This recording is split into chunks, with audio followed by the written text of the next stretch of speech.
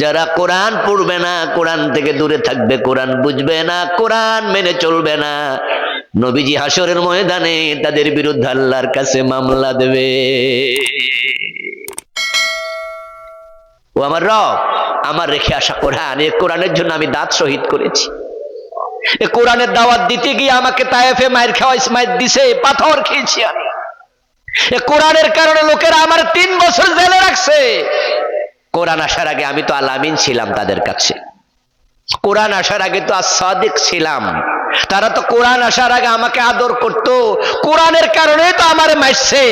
আর কোরআন আমি রেখে এসেছিলাম, আমার উম্মত দাবি করছে, অথচ কোরআনটা পড়ে নাই, কোরআনটা শিখে নাই, কোরআনের আইন মানে নাই। আল্লাহ, তার বিচার তুমি করো, আমি মামলা দিলাম, তুমি বিচার করো। আপনাদের কাছে আমি জানতে চাই প্রিয় ভাই, আমরা কি নবীজির শাফাত চাই না মামলার আসামি হতে চাই?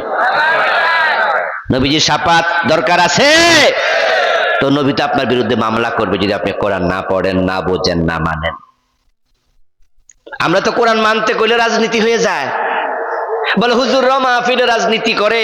আরে মিয়া, কোরআনের কথা বলা যদি রাজনীতি হয়, এই রাজনীতি করা সবার জন্য ফরজ।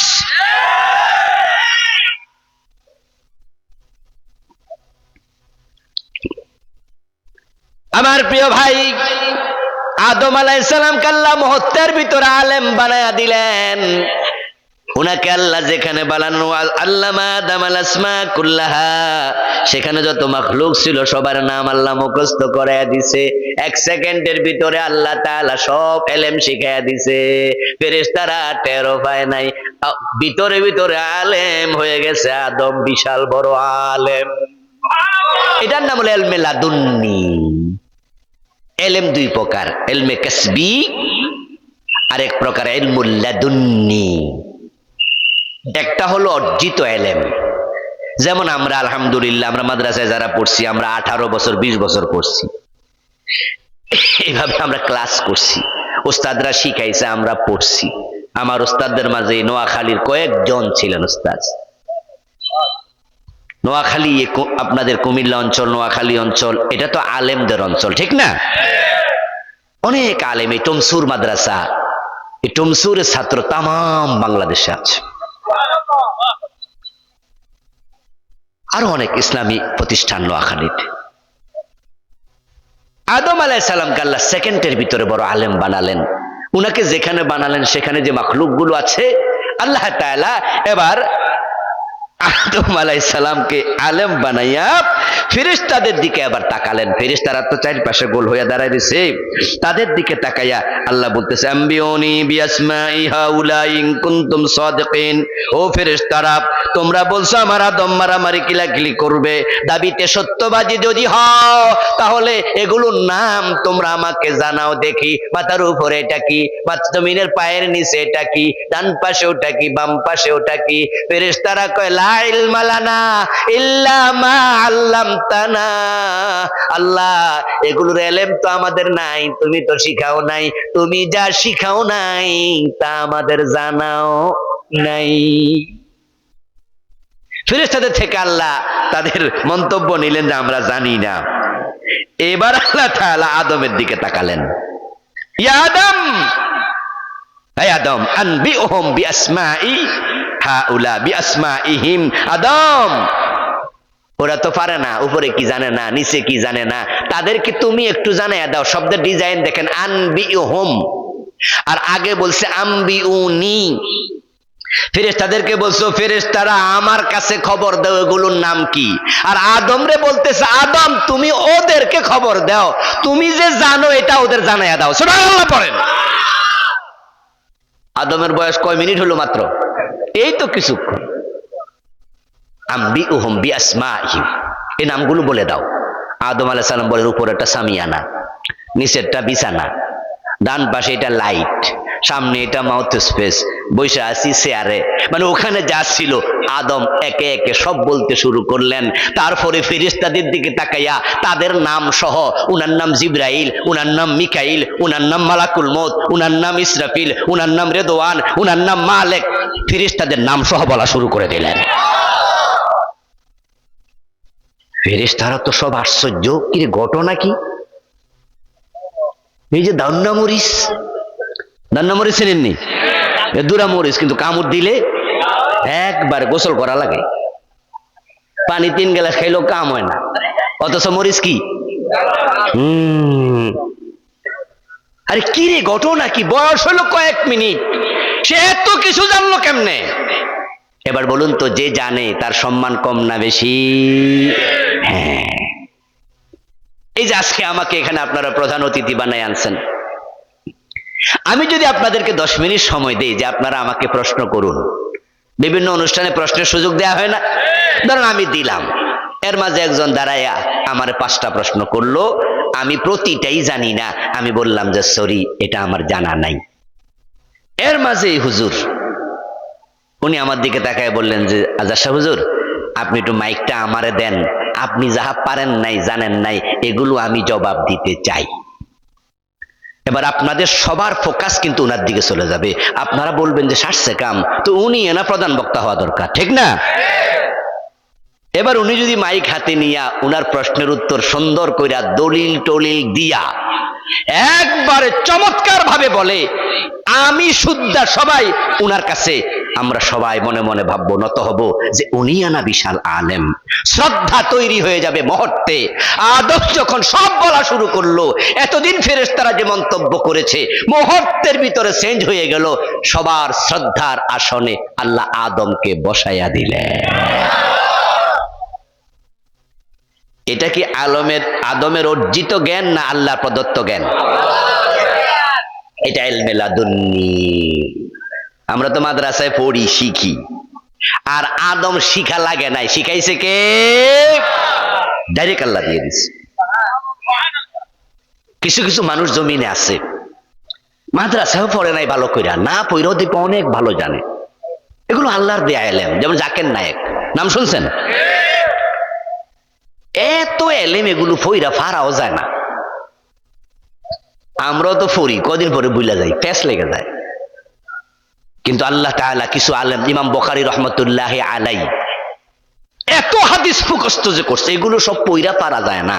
মানে একবার দুইবার শুনছে, আল্লাহ তাআলা কলমের মাঝে বসাইয়া দিছে, আল্লাহ দিয়ে দিছে, যা আমি দিয়ে দিলাম। ওয়ান্ডারফুল। ইমাম ইবনু হাজম রাহিমাহুল্লাহ নামে একজন বড় আলেম ছিলেন, ওনার জীবনী পড়তে গেলাম, দেখি যে উনি বাজারে গেলে নাকি কানে আঙ্গুল দিয়ে হাঁটতো, কানে আঙ্গুল দিয়ে থাকতো। তো লোকজন ওনাকে জিজ্ঞেস করছে, হুজুর আপনি এরকম কানে আঙ্গুল দিয়ে থাকেন কেন? উনি জবাব দেয় যে বাজারে তো কতজন কত রকমের কথা কয়, আমি তো যা শুনি তা মুখস্থ হয়ে যায়। মানে টেপ রেকর্ডার আর কি, ক্যাসেট। এই জন্য এখন যা শুনি সব যদি অন্তরে বইয়া যায়, তো বালা অত শুনি, খারাপ অত শুনি, বাজার তো বেশি বালা জায়গা না, এই জন্য সব যেন কানে না ঢোকে।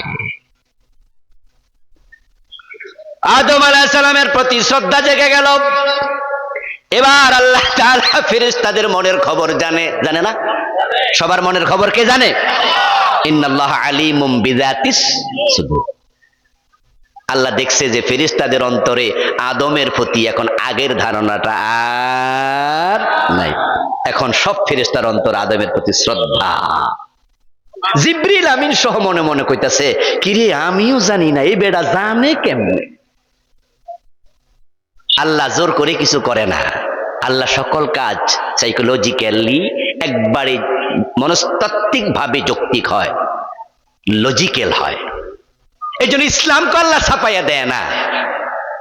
আল্লাহ আদম দেয়, ফেরেশতারা সেজদা করলো, আল্লাহ কিন্তু আগে পরিবেশ তৈরি করে নিছে, আল্লাহ ছাপাইয়া দেয় না। ছাপাইলেও পারতেন, কিন্তু আল্লাহ ছাপাইয়া না দিয়ে আগে পরিবেশ তৈরি করছেন। এখন ফেরেশতাদের মনে শ্রদ্ধা। এবার আল্লাহ তাআলা বলে, উসজুদু লিআদম, ও ফেরেশতারা আমার আদমকে তোমরা সবাই মাথা নত করে সিজদা করো।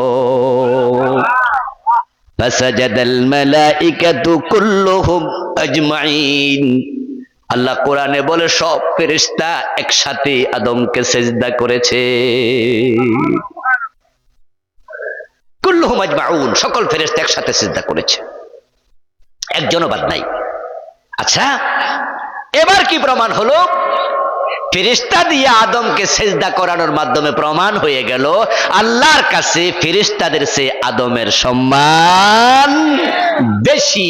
এবার আদমের রুল নাম্বার হয়ে গেল সকল মাখলুকের মাঝে এক। এবং ফেরেশতারা স্বেচ্ছায় বরণ করে নিল আদমকে। ওরা বুঝলো যে এ মিয়ার সম্মান আমাদের চেয়েও বেশি। কি সম্মান আল্লাহ আদমকে দিলেন, কারণ তিনি আল্লাহর খলিফা, আল্লাহর প্রতিনিধি। আমাদের বাংলাদেশের 10 লাখের বেশি মানুষ নাকি সৌদি আরব চাকরি করে। বলুন তো 10 লাখ মানুষ সবাই কি রাষ্ট্রের প্রতিনিধি? কিন্তু সৌদি আরবে বাংলাদেশের রাষ্ট্রদূত আছে না নাই? কয়জন? মাত্র একজন, তিনি কিন্তু রাষ্ট্রের প্রতিনিধি। তো সৌদি আরবে 10 লাখ বাঙালি থাকে, বাংলাদেশি থাকে। সৌদি সরকারের কাছে ওই 10 লাখের সম্মান আর রাষ্ট্রদূতের সম্মান এক না, বরং উনার রুল নাম্বার ওই দেশে এক, কারণ সে রাষ্ট্রের প্রতিনিধি। এই জন্য ওই দেশ সৌদি আরব সরকার আমাদের বাংলাদেশি রাষ্ট্রদূতকে প্রটোকল দেয়, তাদের পুলিশ দেয়, উনার গাড়িতে বাংলাদেশি প্লাগ দেয়। সৌদি আরবের প্লাগ এক পাশে, বাংলাদেশের প্লাগ থাকে আরেক পাশে। যখন তিনি কোথাও যান, সৌদি পুলিশ উনাকে প্রটোকল দিয়ে নিয়ে যায়। উনার আলাদা সম্মান, কারণ তিনি রাষ্ট্রের প্রতিনিধি। যেহেতু আমরা খলিফা, তামাম মাখলুকাতের মাঝে আমাদের সম্মান, কারণ আমরা আল্লাহর প্রতিনিধি। ইন্নাল মালাইকাতা লাতাদউ ওয়াজনিহাতাহা রিদান লিতালিবিল ইলম। এখন আমরা মাহফিলে আসছি, মাদ্রাসায় যাই, কোরআন শিখতে এখানে সেখানে যাই।